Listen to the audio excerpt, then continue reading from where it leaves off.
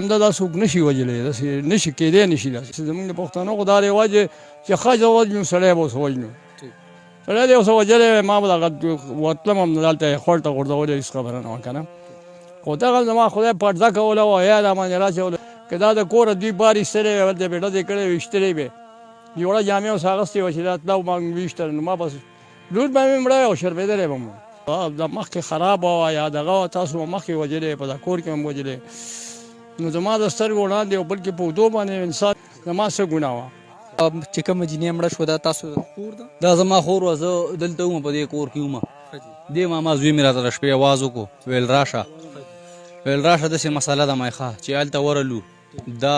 پولیس را رسېدلي په ګاډي کې اچولې وه هغوی وړله بیا په لاره کې 11-22 ودرل خو لکه بیخي انتها هغه ظلم یې دا کړی دی که نه که دوی پکې څه بد لیدلی راغلی به موږ ته به یې ویلی وی موږ به ورسره شوی وی خو لکه هغه په دې وخت کې داسې وه چې د هغې به کوم ځای وجود کوم ځای زخم شو هغې به چې کوم دی مکمل چې کوم دی نو د هغې نه به یې پټیل چې به یې لرې کول هغې نه به یې غوښه بدلوله غوښه به یې لکه لرې کوله دومره د هغې وجود خراب شوی و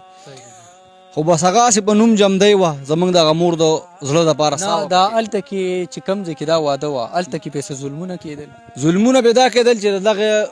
زما د خور چې کومه ده د خاوند خورزه په ما واده ده